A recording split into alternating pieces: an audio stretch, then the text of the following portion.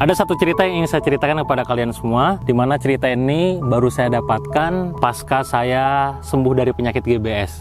Seperti yang mungkin kalian tahu, bahwa yang namanya penyakit GBS itu penyakit yang sangat langka. Faktanya yang pertama adalah 1 dibanding 40.000 orang yang ada di dunia. Jadi memang penyakit yang sangat langka sekali, Guillain-Barré syndrome. Fakta kedua, terutama pada saat saya sakit waktu itu, dokter memvonis saya 80% itu bakal lewat alias wafat.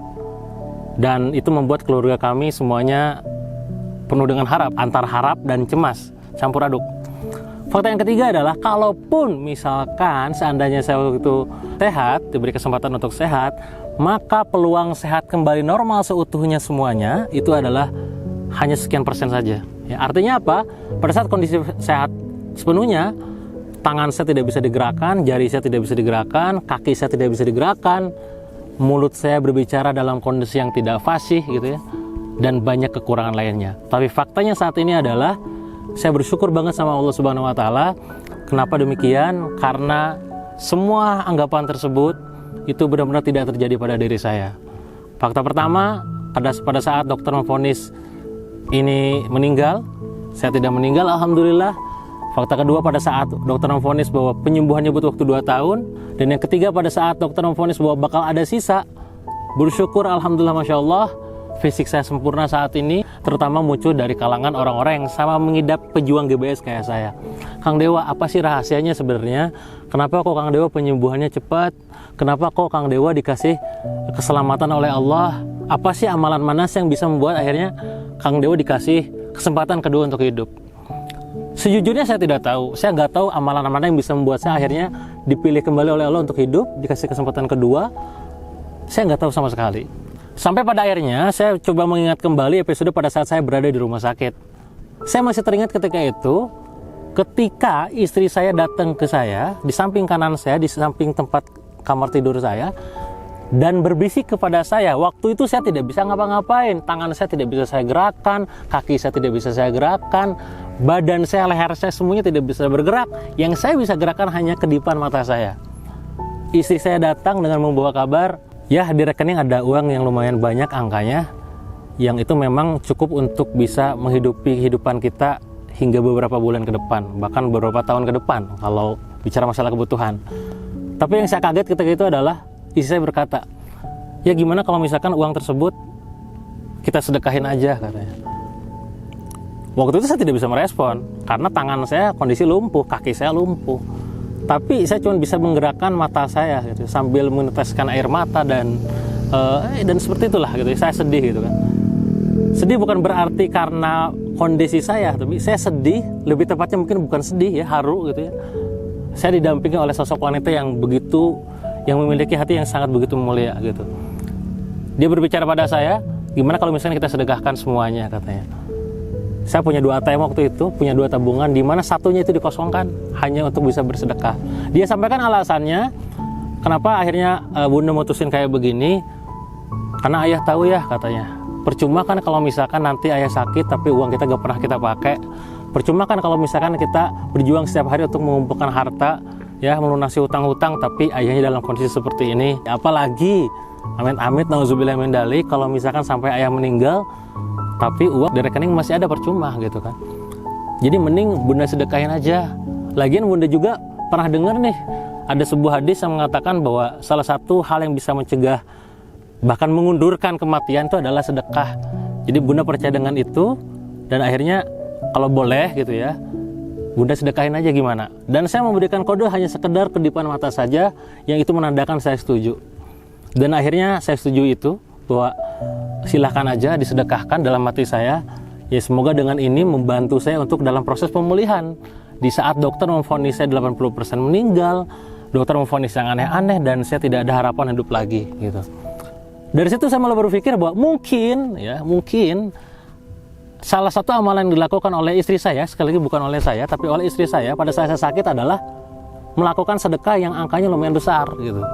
Melakukan sedekah ya yang memang itu dalam kondisi terpuruk ya. Bisa Anda bayangkan, utang saya belum lunas waktu itu, sisa masih kurang lebih 1,4 miliar. Tabungan udah habis, biaya rumah sakit ketika itu nyampe di angka 780 jutaan. Tabungan udah habis ya. Tapi justru istri memilih untuk menyedekahkannya. Ini sesuatu yang sangat tidak normal gitu. Dan saya bertanya kembali kepada istri, Bun, kenapa kok dulu berani bisa sedekah sebanyak itu gitu? Lalu saya bilang, ya tadi ya kan ayah udah tahu bahwa ya ngapain juga uang banyak, ngapain juga tabungan banyak kalau misalkan ayahnya nggak ada, ayahnya sakit-sakitan, udah aja lah kita sedekahin, ya moga aja Allah ngasih pertolongan buat kita gitu. Dan Bunda dengar kisah Nabi Ibrahim katanya.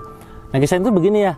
Jadi waktu itu tuh Nabi Ibrahim itu ketemu sama salah satu malaikat pencabut nyawa, berarti malaikat Israel ya. Nabi Ibrahim ini baru aja bertemu dengan sosok anak muda ya. Malaikat Israel nanya, "Wahai Ibrahim, itu siapa?" "Oh, yang mana?" kata Nabi Ibrahim. "Oh, yang barusan, yang ketemu sama saya barusan."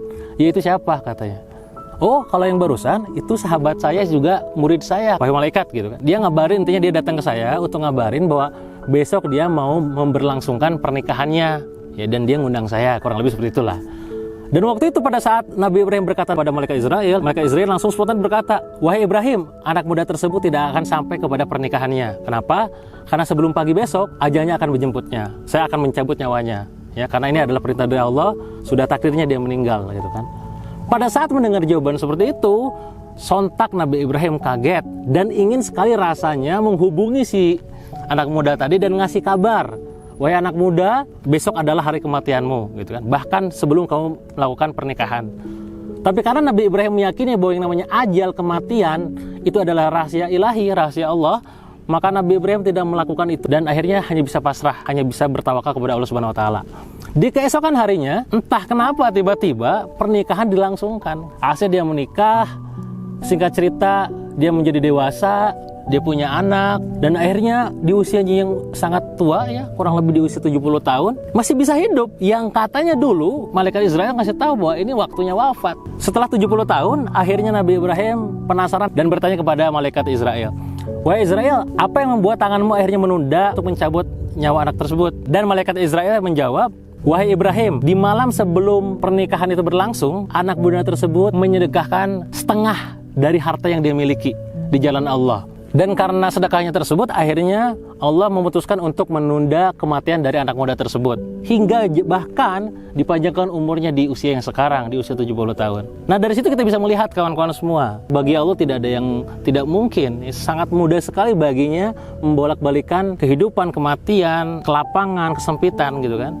Mungkin salah satu yang membuat akhirnya saya kembali bisa hidup di episode kedua ini adalah sedekah yang dilakukan oleh istri saya. Ya, di saat semua medis menunjukkan saya parah, saya meninggal dan lain-lain, tapi justru keajaiban mulai muncul, kemustahilan terjadi. Apa itu? Saya tiba-tiba sehat dalam waktu yang sangat cepat. Dokter memvonis 2 tahun, saya 4 bulan sehat dan tidak ada sisa sama sekali. Apa hikmahnya buat kawan-kawan semua, kawan-kawan? Pada saat Anda sehat sekarang, dikasih kenikmatan kesehatan, jangan ragu lagi untuk bersedekah. Ini bukan soal kematian. Ya, sekali lagi ini bukan soal kematian. Ini tentang kehidupan kita. Jangan sampai pada saat kita mau meninggal, kita baru sadar bahwa kita selama hidup ini jarang bersedekah kepada sesama, jarang bersedekah di jalan Allah. Jangan sampai seperti itu. Bahkan kawan-kawan semua, kalau misalkan kita telaah kembali dalam surat Al-Munafikun ayat ke-10, saya coba bacakan ayatnya.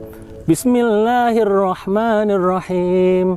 Wa anfiqu mimma razaqnakum min qabli an ya'tiya ahadakumul maut fayaqul rabbi laula akhartani ila ajalin qarib fa asaddaqa wa akum minas salihin. Jadi di dalam surat tersebut Anda nanti bisa baca terjemahannya, yang intinya adalah jangan sampai kita itu menyesal ya, belum sempat sedekah selama kita hidup di dunia, tapi Allah sudah manggil kita. Jangan sampai seperti itu. Kita di dunia ini lupa berbagi dengan orang lain, berbagi di jalan Allah, tiba-tiba Allah kasih kematian, dan ternyata dalam surat tersebut, dalam surat Al-Munafikun tadi, orang yang sudah mati itu pengen balik lagi hidup di dunia hanya untuk satu hal, bukan untuk sholat, bukan untuk ngaji, bukan, untuk bersedekah. Jadi jangan sampai kita sibuk ngumpulin harta, ya, memperbanyak saldo tabungan, tapi lupa memperbanyak saldo di akhirat. Apa itu? Sedekah. Dan ingat kawan-kawan semua, seperti yang mungkin kalian tahu, saya hampir mati. Lanjutannya berhubungan dengan surat tadi. Saya coba bacakan suratnya. Walai yu'akhirallahu nafsan idza jaa ajaluha wallahu khabirum bima ta'malun. Yang intinya adalah, kalau Allah udah menakdirkan seseorang wafat alias mati, maka tidak ada yang bisa lagi menghalang-halanginya. Kecuali siapa? Kecuali Allah sendiri. Sekali lagi, kecuali Allah sendiri. Jadi kita jangan sampai dalam kondisi menyesal di akhir hayat nanti karena lupa melakukan hal-hal yang memang Allah perintahkan. Salah satunya adalah sedekah. Yuk, berapapun uang yang Anda miliki sekarang, berapapun penghasilan yang Anda dapatkan setiap bulannya, jangan lupa sisihkan untuk orang yang membutuhkan, untuk orang-orang yang memang duafa, untuk orang-orang miskin, untuk masjid, untuk kegiatan berdakwah, dan kebaikan-kebaikan lainnya. Kenapa? Karena harta yang kita simpan akan jadi kotoran. Harta yang kita wariskan akan jadi rebutan, dan harta yang kita amalkan dan sedekahkan akan jadi kebaikan untuk akhirat kita nanti. Semoga kisah ini bisa menginspirasi kawan-kawan semua, dan supaya manfaatnya bisa tersebar luas, jangan lupa untuk menyebarkan video ini ke sebanyak-banyaknya orang. Semoga jadi wasilah kebaikan buat semuanya.